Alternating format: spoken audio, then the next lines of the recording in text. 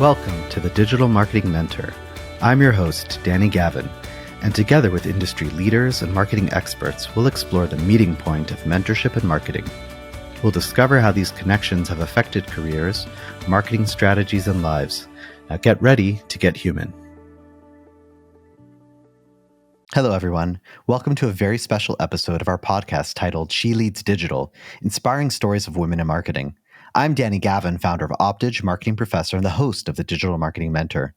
I'm thrilled to introduce this motivating episode that celebrates the incredible women who are shaping the future of digital marketing.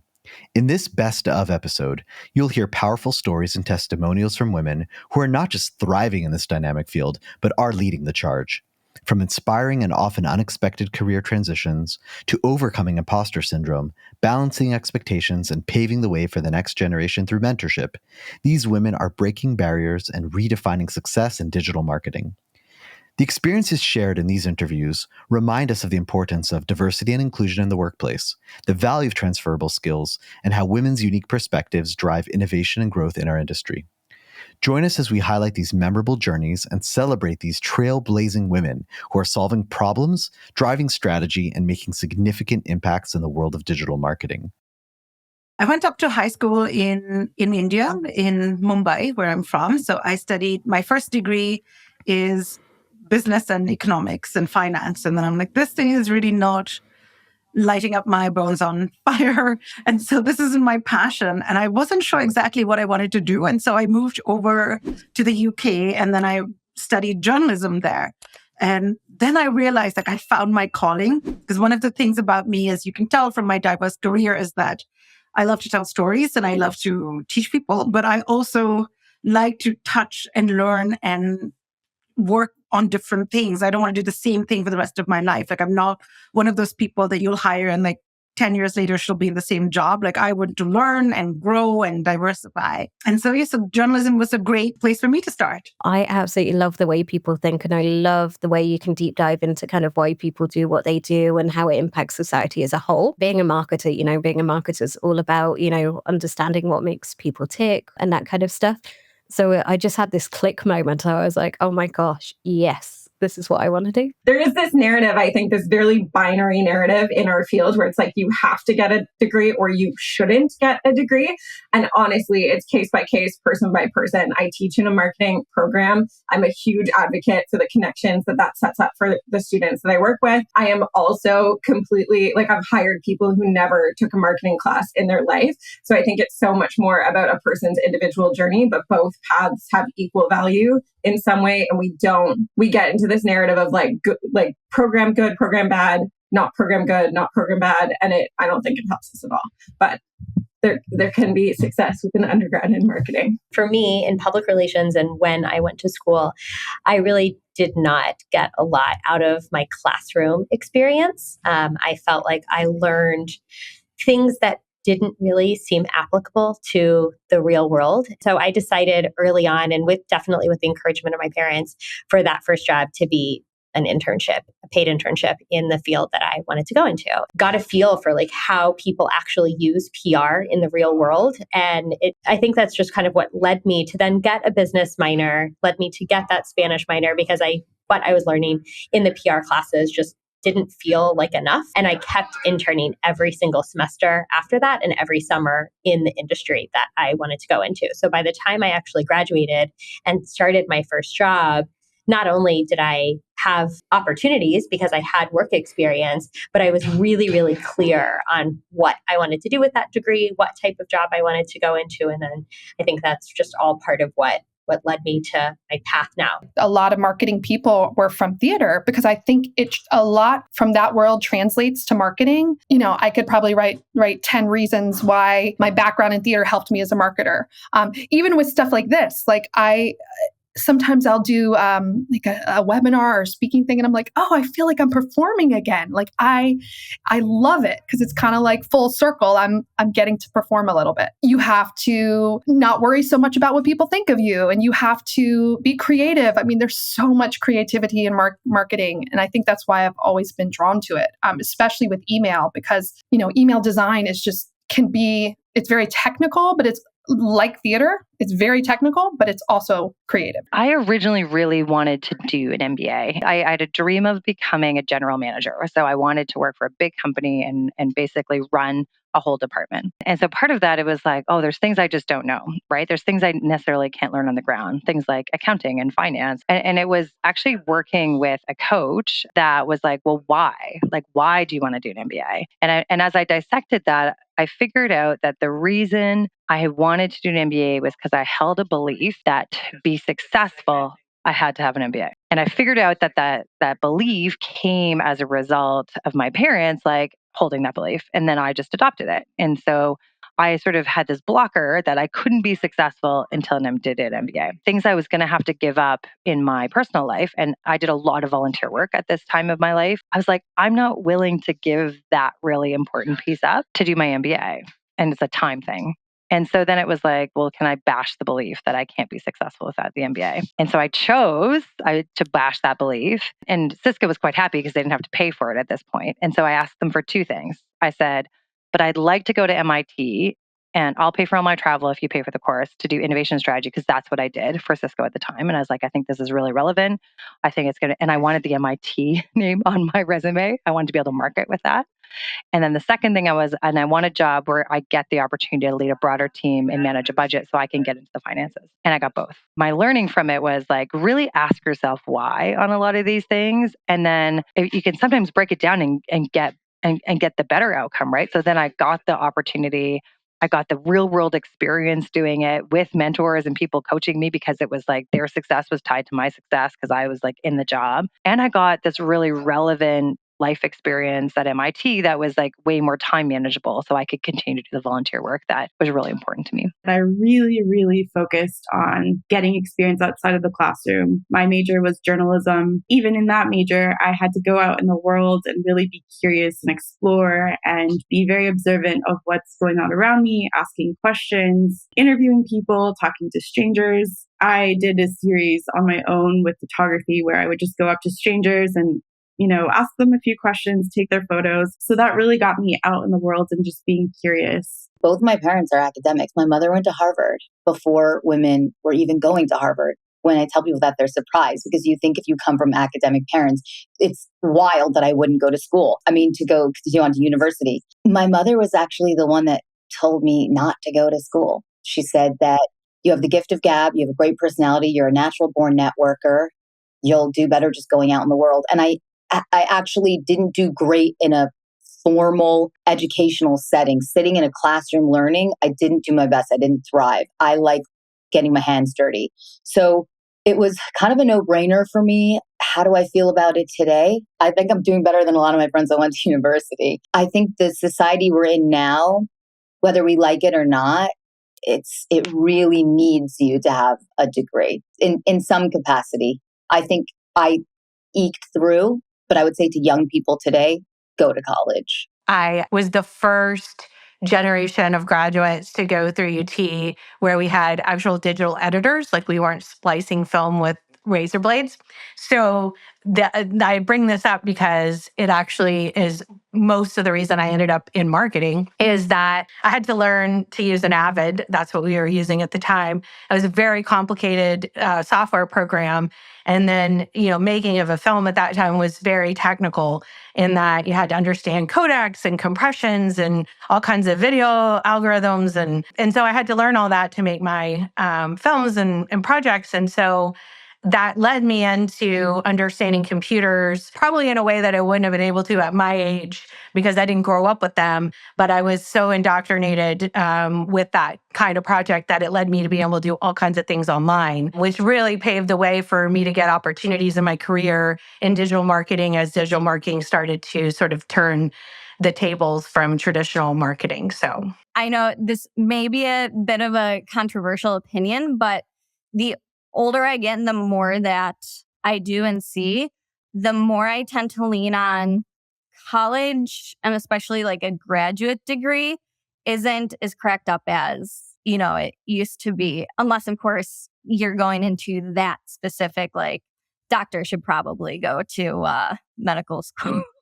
But I definitely think, again, there's just so much knowledge there that you can find it outside of a classroom. And perfect example is audio. I mean, you pack so much into that course that they would be learning in college for a fraction of the time and price without having to, say, okay, if I really want to change careers, I need to give up the next 4 years and go back to school. I actually went to school for physical therapy. I wanted to do graphic design when I was younger, but being immigrants, my parents persuaded me to go to medicine. It was a secure field. There would always be opportunities to work and make a good living and not, we literally moved with like $5 in our pocket, trying to escape from the Cold War. So we didn't have anything. So I didn't want to disappoint my parents. I wanted to go into medicine and be like, maybe I could do design as a hobby someday. So I went to school for pre-med and then realized it really wasn't for me. And I moved into physical therapy because I had a knee injury. So I went to PT myself and I really enjoyed working with people and helping others. And I felt like that was a much better fit than maybe being in the ER and high stress and no sleep. I acquired my bachelor's of science degree in exercise science. And then I tried to get into PT grad school to get my doctorate. And I tried for 3 years and I did not get in, even though I was a straight A student. I had like 1A and they're like, you should redo it to get an A+. And I was like, this is my future. This is my money that I have to repay these school loans. So I made the difficult decision to tell my parents I wasn't going to pursue it anymore. Plus it helped having a college advisor tell me just blatantly, she's like, I think you might want to explore other career opportunities. And I'm like, I think I need somebody to give me permission to make that step for myself. So I decided to dive into marketing because when I was working at PT clinics as an aide and learning about it, trying to get into PT school, there were some marketing opportunities at the clinics and I was just so interested in them that I jumped all over them. And I thought that could be a much better fit for me creatively and also to still help people in different capacities. So yeah, I ended up doing 1 year of my MBA, thinking that is the route I needed to get into marketing because I had no education on the marketing front. But after 1 year of my MBA program, I realized it was very expensive and there were only two marketing courses in a 3-year program. This was accounting and finance. I was like, I'm going to just bet on myself and really learn everything I can. And I fought for a few internships and that's how it all started. When I was in the 3rd grade, I decided I am going to be an English teacher. And from 3rd grade until college, that's what it was going to be. I'm going to be an English teacher. But as I was going through my program, I went to SUNY Binghamton. I realized 2 really critical things. The education system was going to set me up to be poor and ineffective because there are so many constraints on teachers. There are so many roadblocks to being able to actually support students in a really meaningful, scalable way. And combined with other factors, I ended up actually taking a medical withdrawal, did a full course load, and my family was living in Florida at the time at FAU, and realized, what? I need to kind of rethink things. And I had a really meaningful conversation with a relative who told me, Nava, what are you doing? You are denying the core of who you are. You were meant to be in marketing. You have both profound empathy and a mercantile, just go get 'em ambition attitude. And like, you're denying what would serve you best and where you can make the most impact. So I transferred to Emerson, where funnily enough, there was an amazing PR professor, John Boroshak, who actually gave us all an assignment of we had to go out and find mentors. And the skill of cultivating mentorship really stuck with me beyond all of the other marketing stuff. That kind of just stayed with me and helped me actually be always a little bit more ahead of my peers in age because I was able to just have these conversations and it took away the fear of, well, this person's a CEO or this person's a C-level executive. People are people. And if you talk to people and honor what they want, why they want it, people tend to want to help other people. So that transition between my relative kind of saying like, Nav, what are you doing? Like go into marketing and that professor who basically gave us an assignment if we had to go cultivate mentorships were 2 really critical moments in my education that then set me up for success in my career. So I started freelancing. This was in 2008. There was no one doing social media. the opportunity that she gave me at the company that I kind of alluded to was I started the company's social media department. 23 years old, had no idea what I was doing. And she granted me this opportunity and trusted me to do it, gave me, said, I know we don't know what social media is, but you can go to any conference, take anyone to lunch or coffee, buy any book, whatever you need to do, let's build out a social media department. So I did that, and I was going to conferences, ultimately like speaking on panels back in 2008 before people really knew what social media was. And so with that, started getting some freelance opportunities and started kind of building a name for myself, especially in the real estate community around social media. And so I got all these really great freelance opportunities and then was faced with the decision of, I'm out of time. I've used up all my sick and vacation days. There was no hybrid work environment or anything like that then. And so had to make the decision, do I stop doing the freelance work or do I quit my job, see if I'm really the type of person who will wake up and hustle and do the work? And so I gave myself a little test for a month in New York to see if like I really could handle it without a full-time job. And I could. I woke up even earlier when it was for my own work, continuing to build up more freelance gigs until ultimately like I had to hire people. And then I had 4 contractors at my house and my boyfriend, now husband, like walking around like, who are all these people? I think it's time for you to get an office. And then got an office and then hired a first full-time employee. And they start asking about like benefits and direct deposits. And I'm like, oh, I guess we need to like legitimize this a little bit. And so from there, that was now 2010 when I hired that first employee. 2009 is when I moved down to Houston and really set up shop with Integrate. The rest is history. We then really kept growing from there. And with any service-based business, it's like you get more clients, so then you hire more people, so then you get a bigger office, so then you have to get more clients, and then you have to hire more people, and then you have to get a bigger office. And it's this like a hamster wheel of growth that I loved. So I can only imagine how intense that must be for someone coming into the industry fresh from another discipline. How do you or how did you counter those thoughts in your own mind? It definitely was a thing. It still is a thing. Anytime I take on something new, there's a little part of me like, after we get off the call, I'm like, yep. As soon as the Zoom goes away, it's like, okay, do I know how to do this? What do I do? So I think there's always a part of that, stays with you. And I think that is good, right? Like we need a little bit of that so we don't run away with reckless abandon and make crazy changes or something like that. But one of the things that really helped, well, I'll say there's 2. The first is finding an accountability or support person who has either done what you've done or is also going through it, that you can kind of lean on each other or that can help you kind of step away and realize you do have the capabilities. And then the second, I would say, is actually a piece of advice that I got from a past coworker. And that was to really, if the imposter syndrome gets really bad, is to sit down and just write everything in a bolded list of where you've come from where you started in the past, whether it's, year, is this a new change you've made? And when you look back on that list, it's like, wow, I actually did a lot. I can do a lot. And it's about kind of calming that ego voice in your head. Because at the end of the day, that voice is just trying to keep you safe. So it's not so much battling it as, working through it. I probably spent way too much time in my career struggling it out all on my own. I'm really like one of those people, I feel bad putting people out asking for help.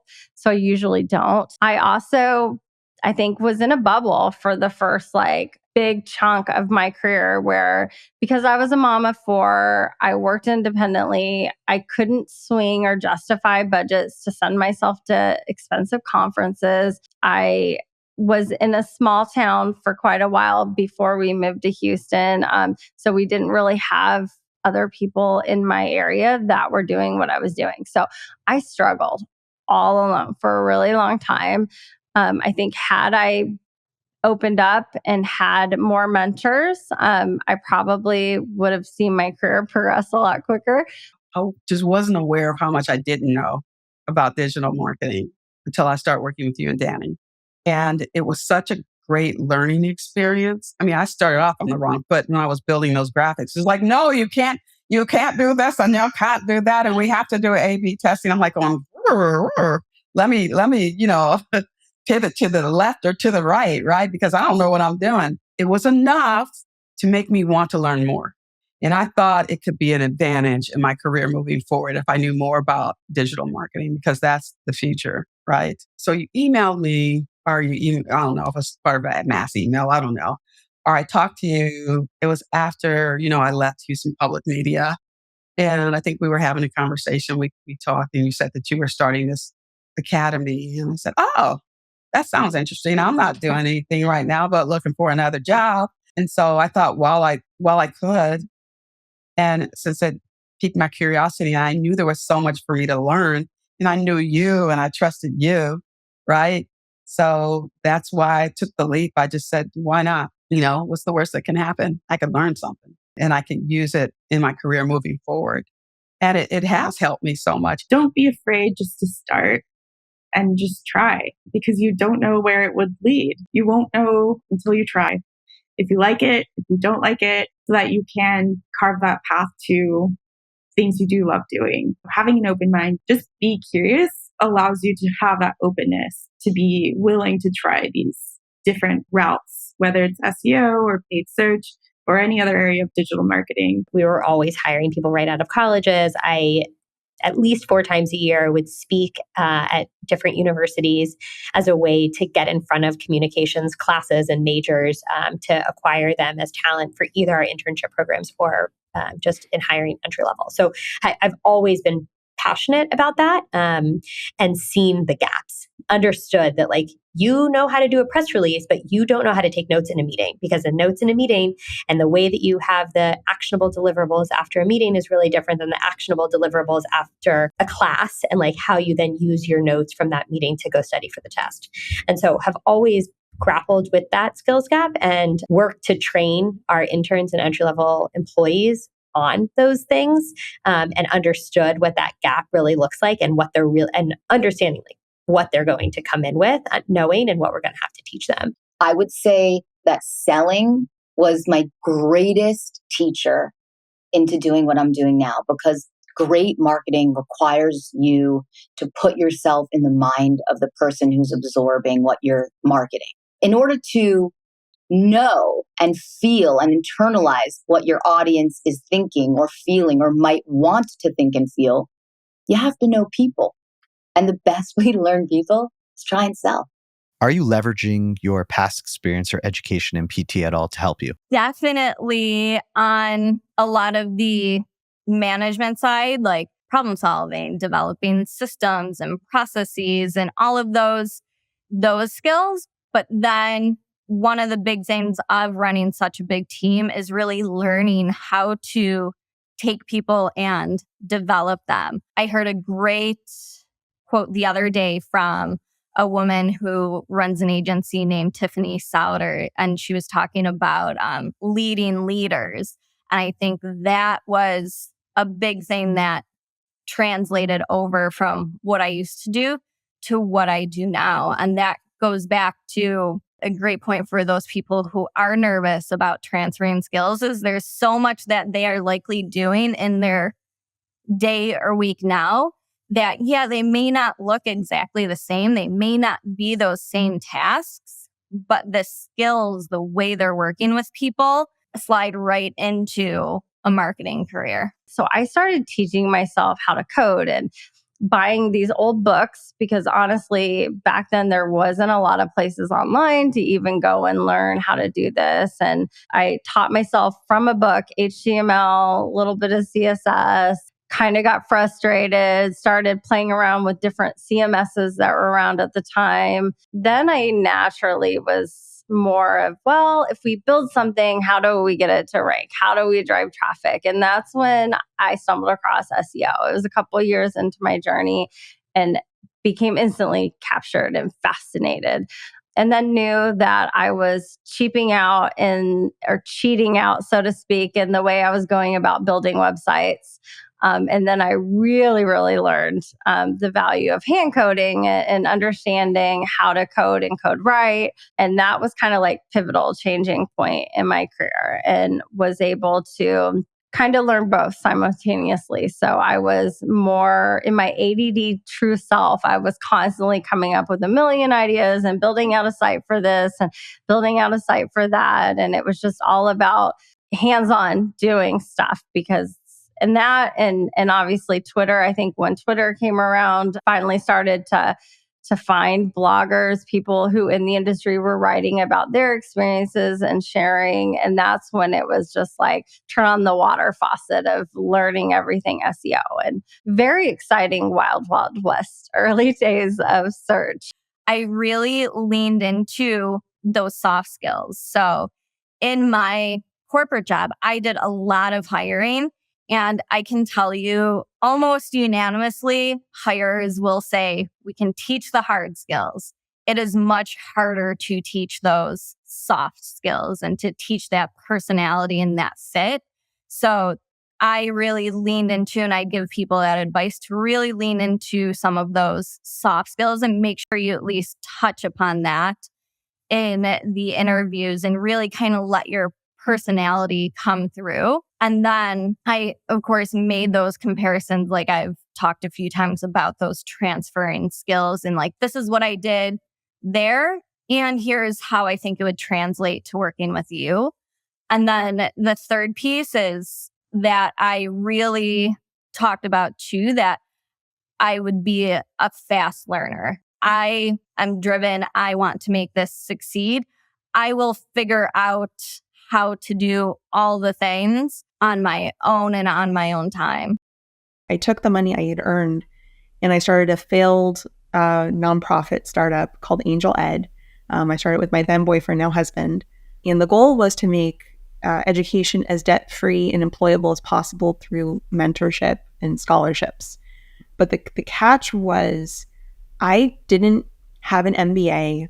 I didn't really understand how many mistakes I was making when we set this nonprofit up.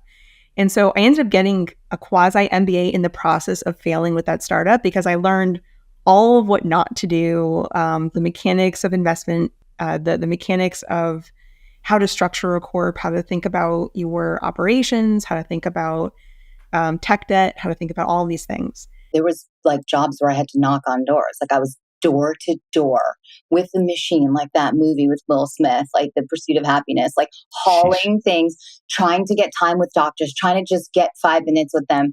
I was terrified. You have to overcome some fear.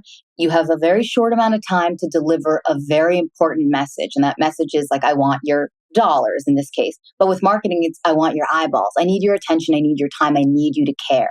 Yeah, being exposed to women, doctors, medical professionals, people buying real estate, people buying homes, right? You have to really tap into what they care about, because otherwise they don't care, right? I mean, I'll never forget at my Allergan training, Big Pharma, with them, what's in it for me? They were like, if you have 30 seconds to get this point across to your audience, like what's in it for me? And so with everything I post, with everything I do, I think to myself, what's in it for them?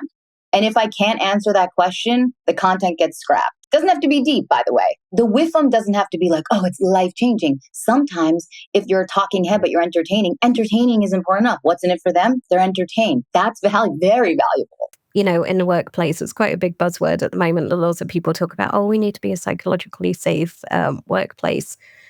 The problem is that I don't think people quite understand how it's done, or they kind of see it as more of a tick box exercise. That's especially what I'm noticing with people in neurodivergence in SEO, that you have all of these companies that are talking about how we're inclusive, how we're a psychologically safe company.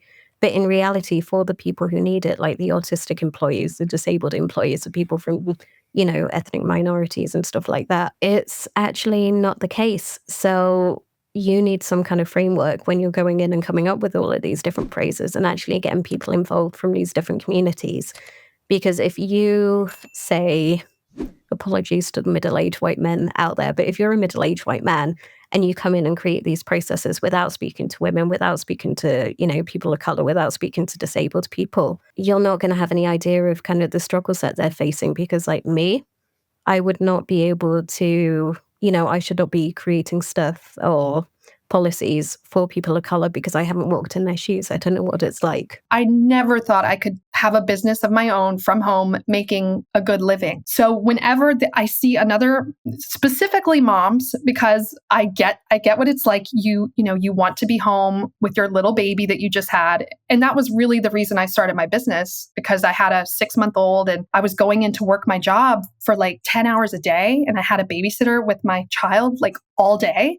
And I would get home and have an hour with my son. I was like, this is awful. This is horrible. This is not good. So when I see other moms that are like, I'm so miserable in my job, and I've been blown away with how many women are in this situation. Like I get so many DMs on Instagram that are like, any ideas how I can start doing like similar to what you're doing? To the point where I'm like, should I make a course? Because it's just so possible. Like if you have any skills on a computer, you can easily start a business from home and make substantial income. And the key is, the reason I love moms is because they want it bad enough. Like if you want to have a business from home, you have to want it bad. You can't just be like, oh, I want to try it like this side hustle.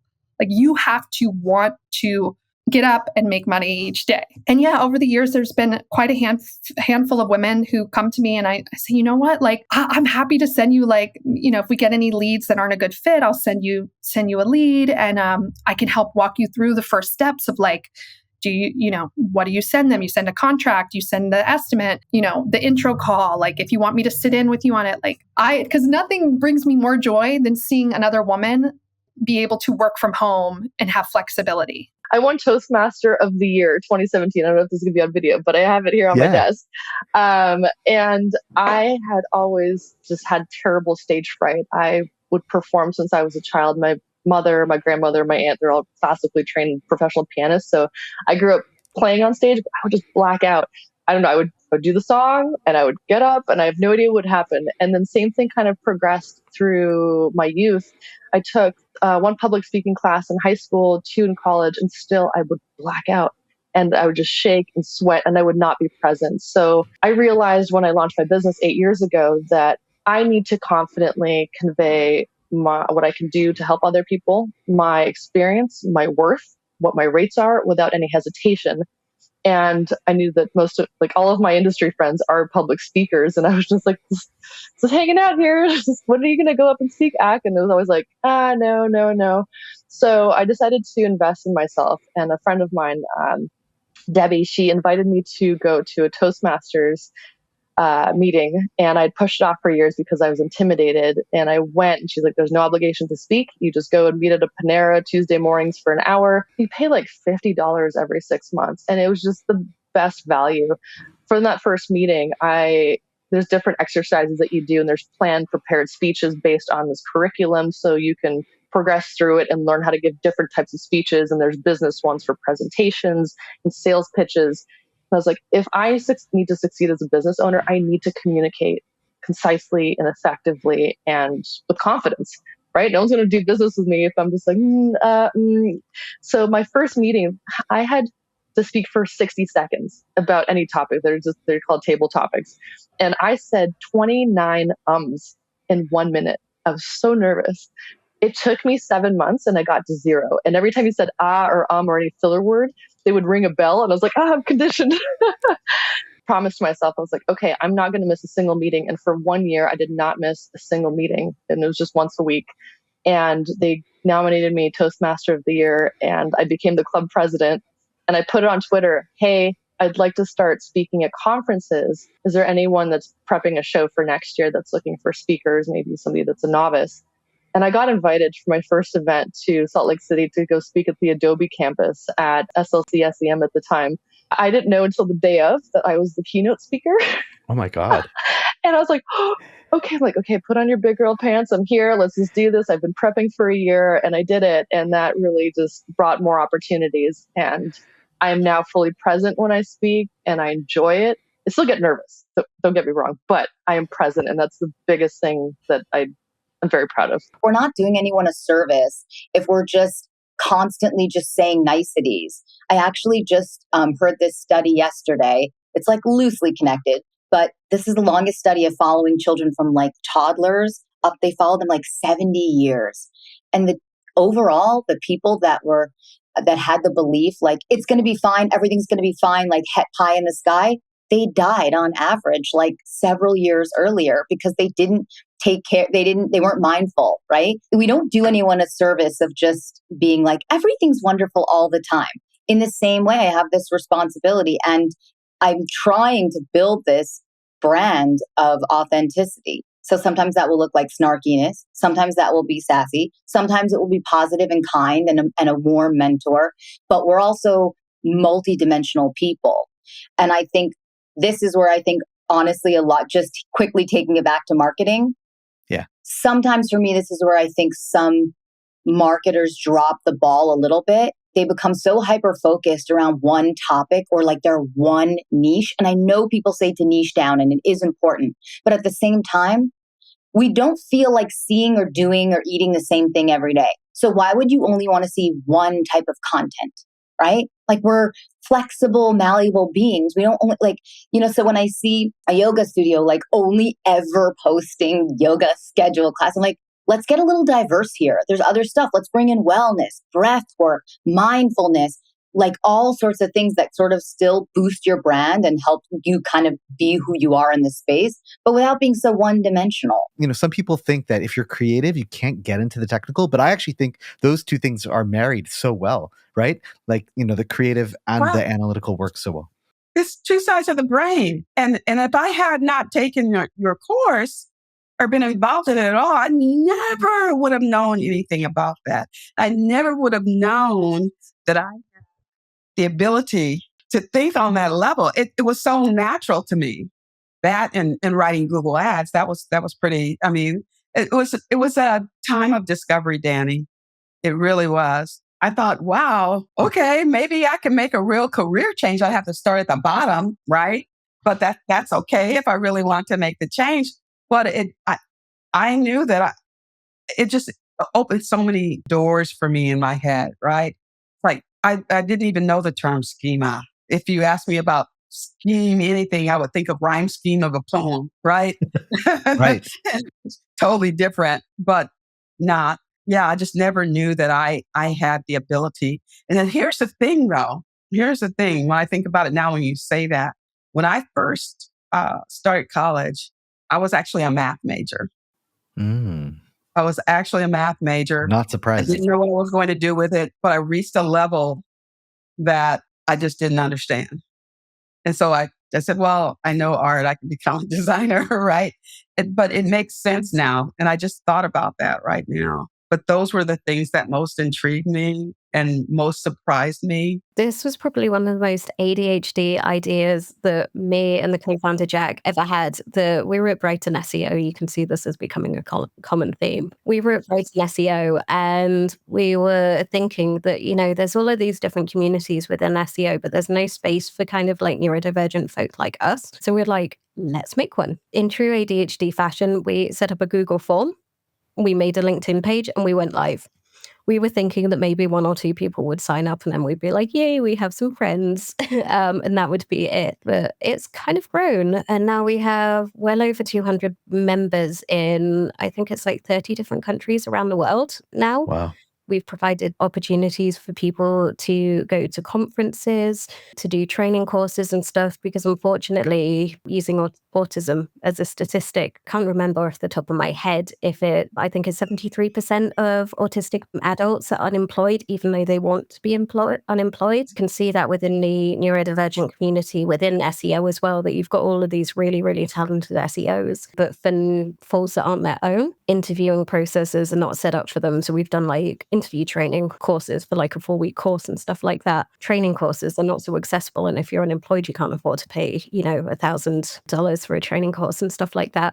So it's just trying to break down those obstacles and just help neurodivergent SEOs, do their best in their career. Can you share a bit about what it looks like with consulting versus running campaigns and implementing? The fact that you do both, I feel like you've got wonderful insight. I feel like if you are the service provider, I feel like it's good to do both. So then that way you are in the work, if there's new features, anything happening, you're able to more effectively communicate that to the client instead of saying, I'm not sure, let me look into it, which is fine to say sometimes. I don't know every answer. I'll have to do some research, but I'm also managing accounts. I love doing that. I know that's, typically people that run agencies hand that off, but we're intentionally small, but sidebar.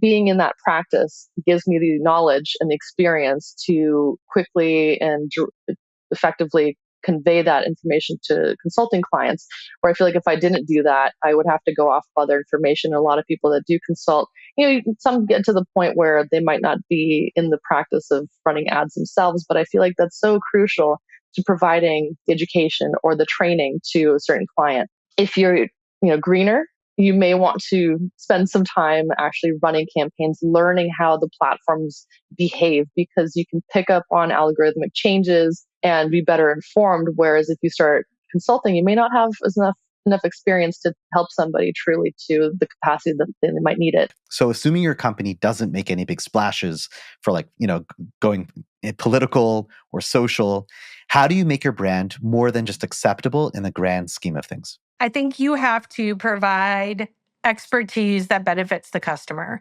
And I think that can come in lots of ways, but I think it's the most important ingredient in the brand. And that could look like a lot of things. For example, at Sun and Ski, it can look like if I come in and I'm looking for a new pair of skis, I want to talk to somebody who can find out what level of skier I am, know my height and weight, know where I'm going to ski, know what I'm going to ski, and help me find the right equipment, and also then help find the right deal for me. So what else will I need with these skis? What kind of services will I need? And just really getting me prepared for my full adventure, not just the store transaction.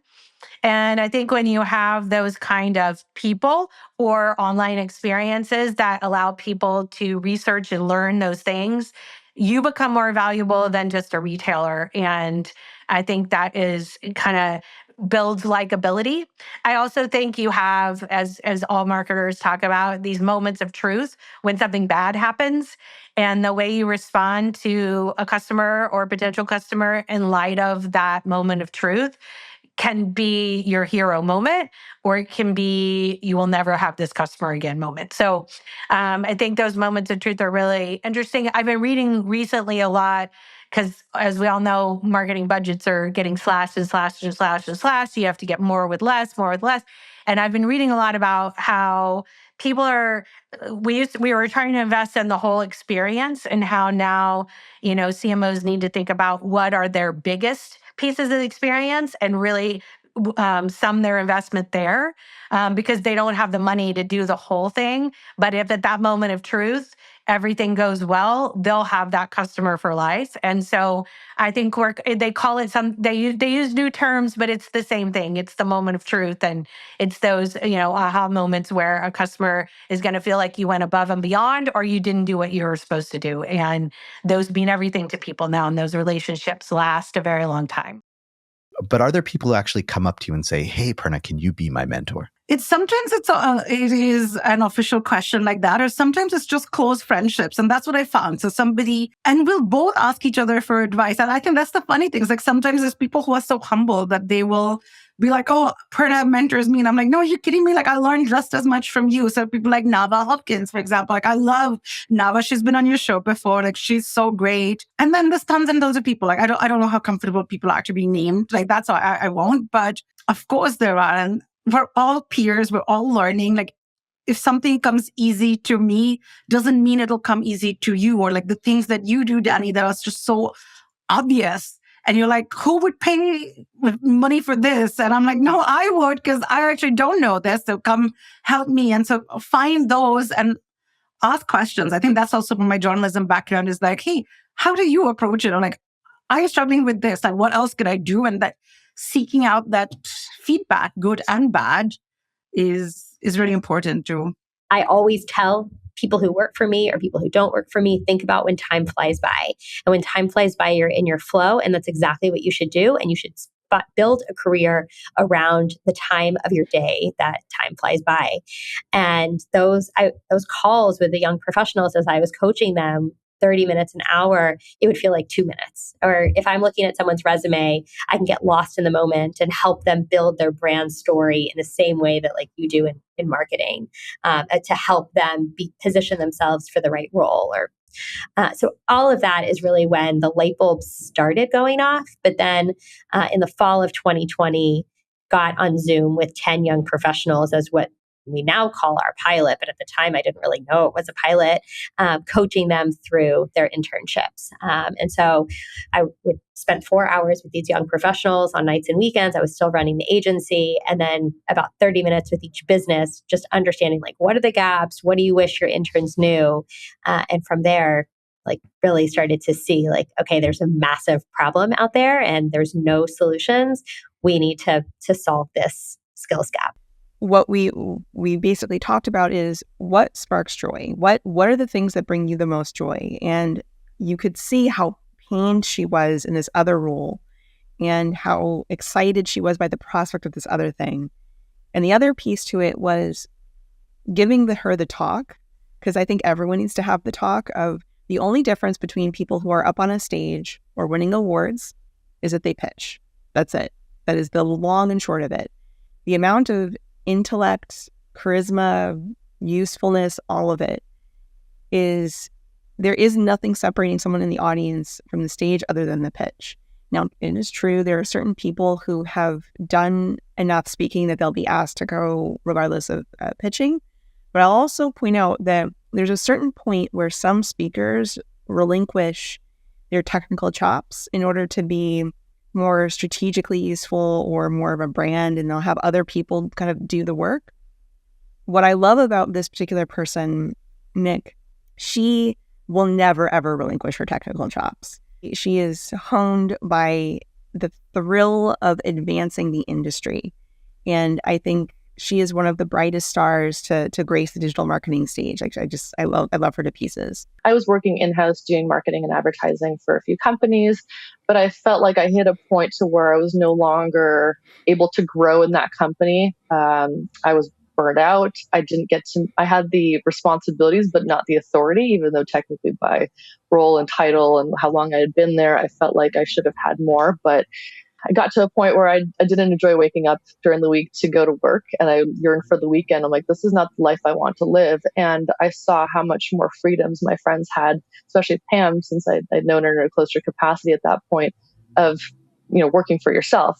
I had never worked at an agency, so I feel like I did myself a disservice there, always working in-house, and I had a huge learning curve. But I finally reached out to her. I actually wanted to 9 months prior to actually reaching out to her.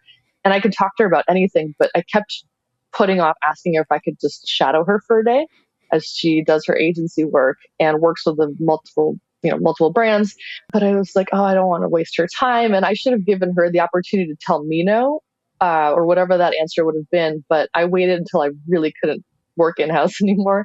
So I finally sent an email kind of when I was upset about something. And I was like, hey, can I shadow you for a day?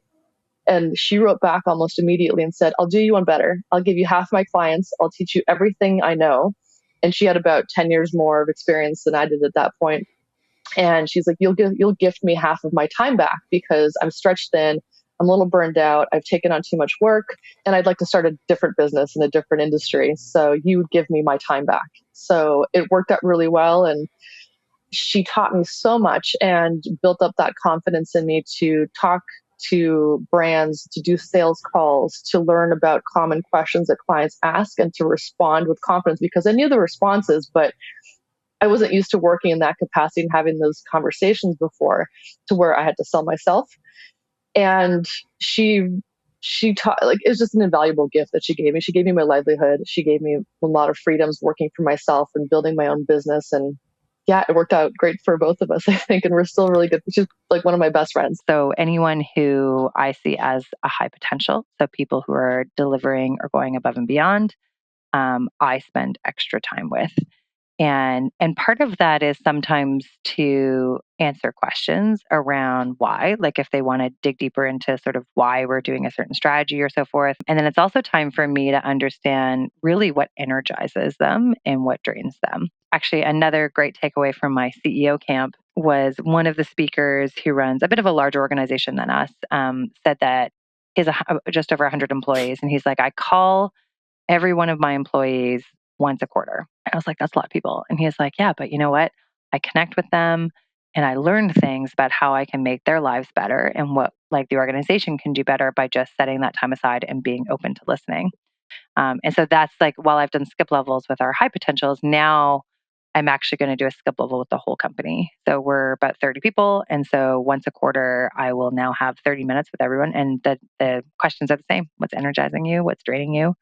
What do I need to know? What do I need to hear? I see that as reverse mentoring. So I see that as an opportunity for the employees, should they have the confidence and should they, trust that I'm sitting in growth mindset, they get to tell me what needs to change or what is working. The right person wants to hear your opinion, and the right person wants to hear how they can do better and how the company can improve.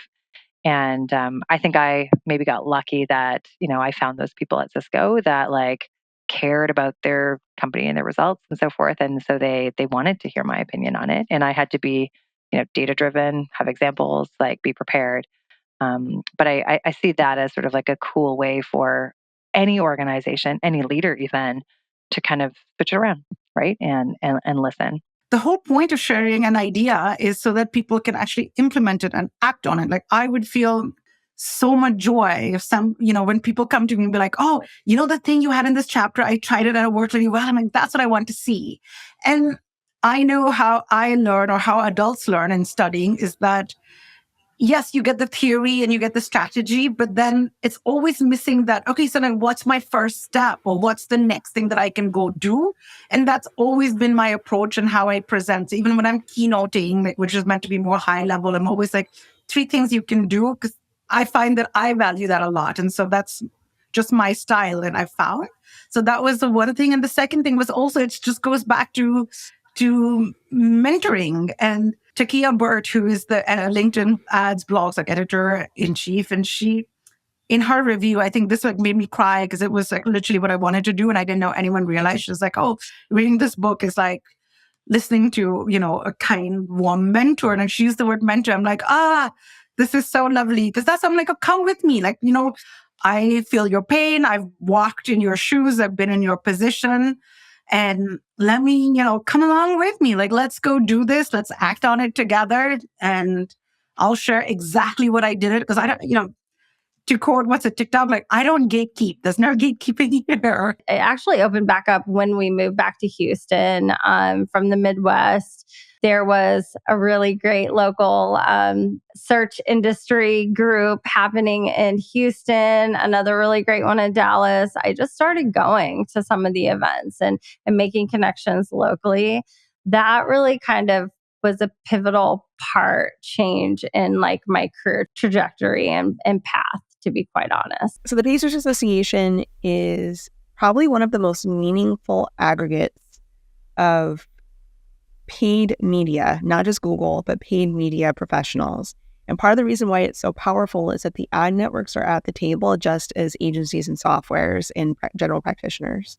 So we had, for example, an Ask Me Anything with Ginny Marvin, who's the product liaison for Google. And she is so giving of her time. She is so loving with her time. And people are able to get a lot more transparency out of that. The other thing I'll say about the Pacers Association is that it is definitely a labor of love, but every single one of us always bring really meaningful content. So when people attend our stuff, they're often very surprised of, this was free? It's like, well, part of the reason that it's free is we have our amazing sponsors, and go to the Pacers Association. You can check out all of our sponsors there. And they enable us to give all that content. The other reason is that we founded it to be an empowerment enablement group for all practitioners, that you don't feel kind of you're left alone. What do you love about guiding the next generation? It's just exciting to see what they're into, what they're learning, because I didn't have those opportunities. So I get to see, I get to learn from them indirectly of, how I can apply my learnings of just interacting with them and what they're learning at school to what we're doing at work to maybe younger generations, but also just seeing eager, curious minds that are younger and thinking about how I was at that point. And you could tell that they're really wanting to get into this field, but just might have questions, looking for guidance or internships, and providing them the real world experience of like, here's what it's like to really work in this. Is this something you definitely want to do? Is there something about it that is holding you back, maybe that you're hesitant to pursue this? So I feel like I teach some of these classes, like I have other friend professors like you, and they'll bring me in for the end of the year, December, they'll bring me in for like a guest lecture or an ask me anything type of thing with marketing classes. And then a few of them, I encourage them afterward to reach out to me on LinkedIn or social channels or to email me if they have questions.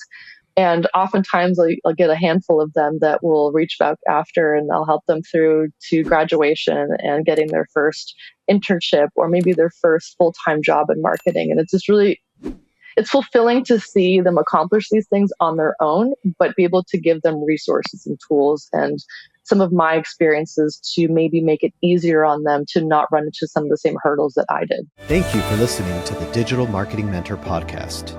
Be sure to check us out online at thedmmentor.com and at the DM Mentor on Instagram. And don't forget to subscribe on Apple Podcasts, Spotify, or wherever you listen to your podcasts for more marketing mentor magic. See you next time.